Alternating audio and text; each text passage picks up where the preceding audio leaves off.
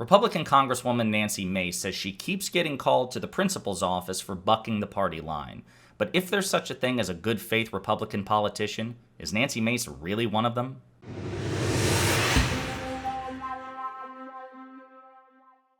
So sometimes it seems like there are too many political stories to cover with the limited time that I have. Other times that's not the case, like the first few weeks of January when the only real story was the ongoing speaker drama involving Kevin McCarthy. And then there are other times it seems like there's an avalanche of relevant political stories and just not enough time to cover them.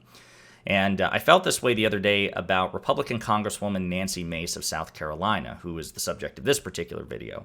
She is seen as a moderate, centrist-y, rational, reasonable Republican by not only Republicans, obviously, but moderates and centrists and even many Democrats. She worked very closely with Jamie Raskin in the House of Representatives, and he's one of the Democrats', star lefties, and they had a really good working relationship. She's one of the few who's willing to be interviewed by CNN, MSNBC. She's on Meet the Press all the time. She was even on Bill Maher, Real Time with Bill Maher recently. And that's where she really popped into my head because she was on a panel of exclusively Republicans and conservatives. She was also on there with Bill Barr, Donald Trump's former attorney general, and Andrew Sullivan, who's a British conservative commentator. And she said some things, and so did Bill Maher, that really drove me really nuts on that panel. And I wanted to cover it, but then other things came up, and it's been about, nearly 2 weeks, I think, at this point. But then I saw the story, which kind of spoke to the same themes. I'm like, you know what? Let's talk about Nancy. Let's talk about Nancy Mace. So Axios reports that Nancy Mace has publicly said that she keeps getting called into the principal's office for her willingness to buck the party line. She said in an Axios News Shapers event that she told an Axios reporter that she's been repeatedly called to the principal's office for vocal intra-party critiques.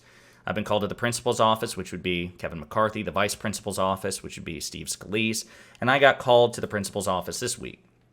The comments came as Mace is openly opposing Speaker Kevin McCarthy's efforts to kick Democratic Representative Ilhan Omar off the Foreign Affairs committee over Omar's past anti-Semitic remarks.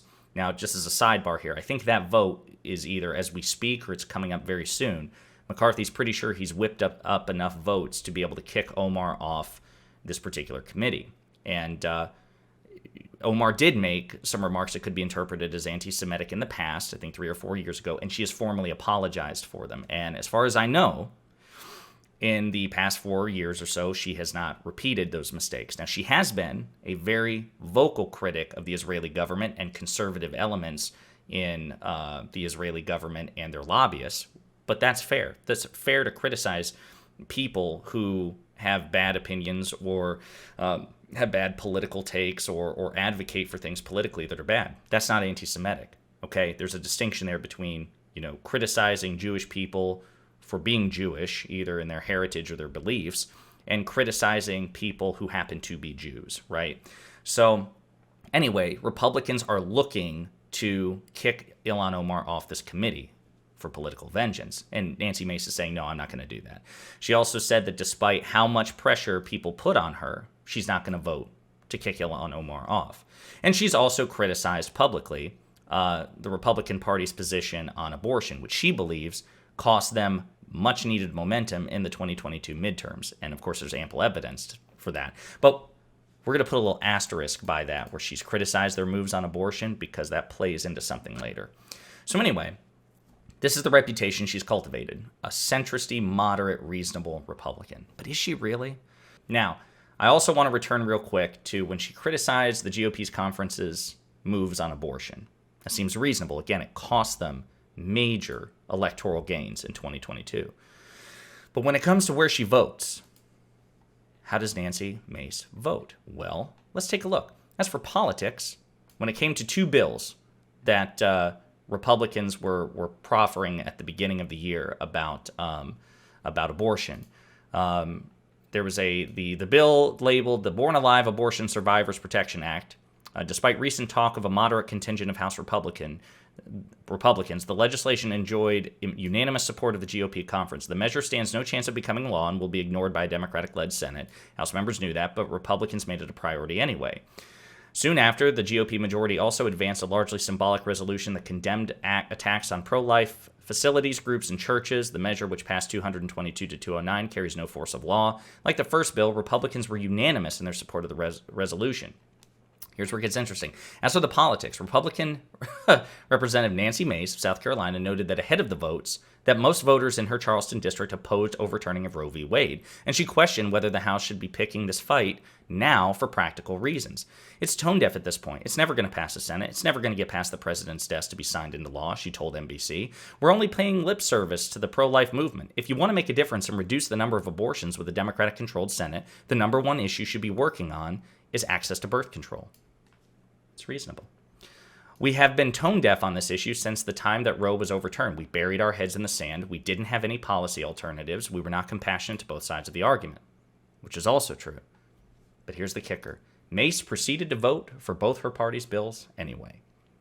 So acknowledging that it's just empty lip service, that this is really impractical, it's probably just going to piss people off. We already have been taking L after L after L optically on the abortion issue.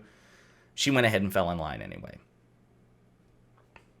Yeah. So let's look at some more evidence. So this clip should work. I tested it earlier. This was also another appearance on Chuck Todd, but this time in January. So it was a couple months after the other Chuck Todd reference that I made. So let's hear what she has to say.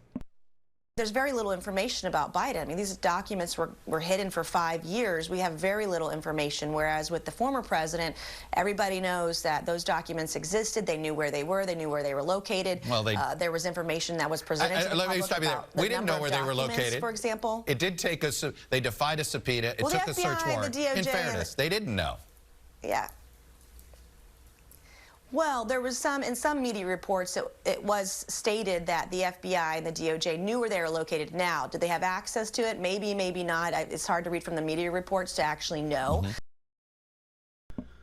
So, there, she attempts to peddle misinformation to basically create a false equivalence that the Biden classified document situation and the Trump classified document situation are basically not only the same, but the Biden's is worse. Even though Biden's team notified the National Archives and the Justice Department, has complied every step of the way. A subpoena was not needed to be issued in the case of Biden because of his cooperation. And Donald Trump did the exact opposite. As we've covered again and again and again in previous videos, you know this. Only at a superficial level are these two situations even vaguely similar. The fact of the matter is that Joe Biden has been infinitely more ethical, infinitely more cooperative, infinitely more responsible in terms of how he's handled this issue compared to Donald Trump. There's no equivalence to be had, but she's making it anyway like a good little Republican. So here's another clip that I'd like to play, and this is from her appearance on Real Time with Bill Maher. But you're working with a lot of nuts, right? Well, have you seen this?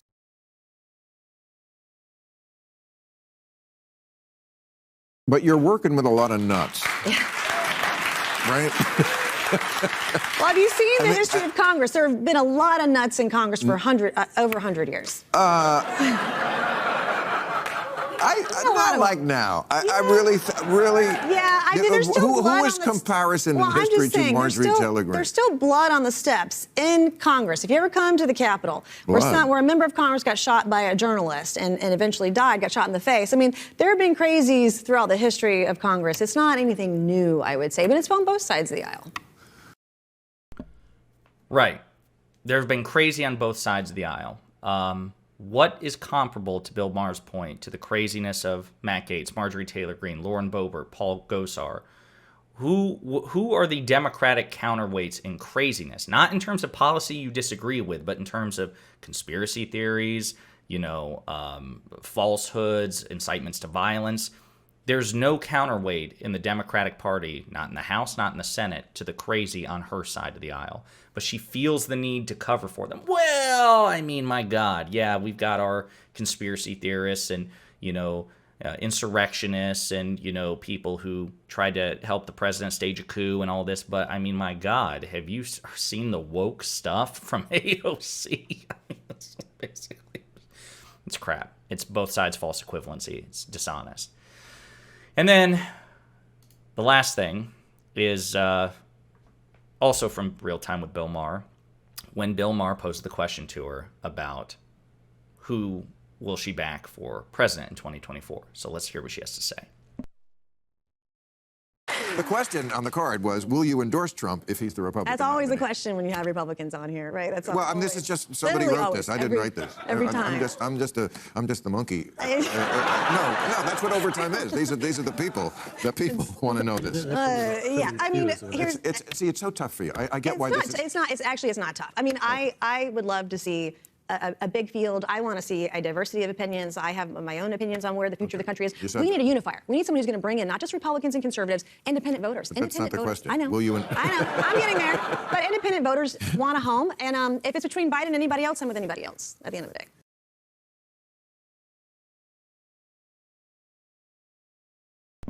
So there you have it. If it's between Biden and anybody else, at the end of the day, I'm with anybody else. So as far as I'm concerned, Nancy Mace, her reputation for being a moderate, centrist, rational Republican is just not manifest in how she actually, like her actions, right? How she votes, and the totality of her statements. Yes, you have these, these olive branches where it's like, hey, look, I'm not going to kick Ilhan Omar off her committee assignment. And the vote hasn't been cast yet to my knowledge, so she has time to do a 180 on that. And that's good if she follows through, right, and doesn't vote to kick Ilhan Omar off. But at the same time, you got to weigh that against, okay, you're creating a number of false equivalencies for Donald Trump, a man you say you don't support, but you're bending over backwards to accommodate him to attack Joe Biden.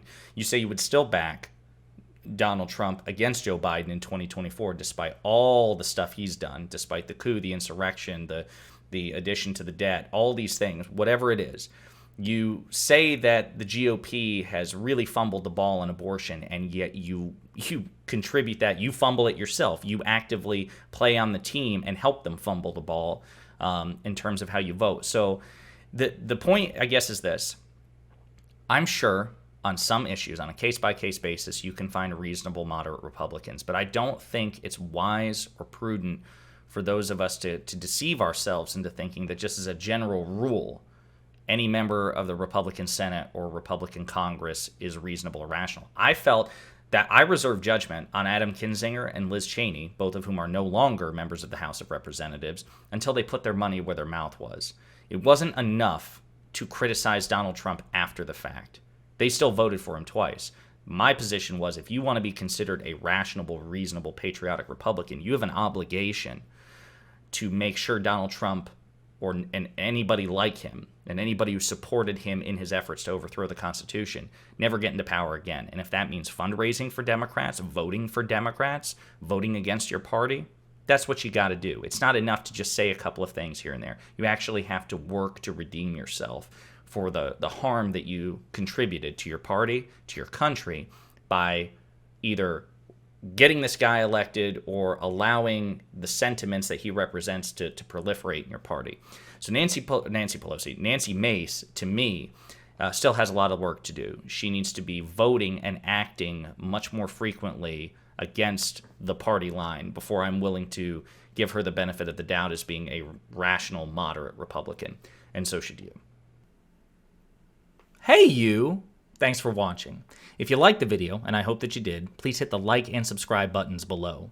And if you absolutely hated the video, the best revenge for you is also to hit the like and subscribe buttons below. That'll teach me. If you want to share an opinion or share some feedback, go ahead and leave a comment, all right? 2023 is a year of change, hence the aggressive rebrand and commitment to new content. Inspired by my friends Luke Beasley and STV Philly, my personal goal for this channel is to hit 40,000 subscribers by the end of the year. So I'm hoping you'll do me a solid by spreading the word and the videos to potential fans and hate watchers alike. And in the meantime, we'll be pondering politics again with you very soon.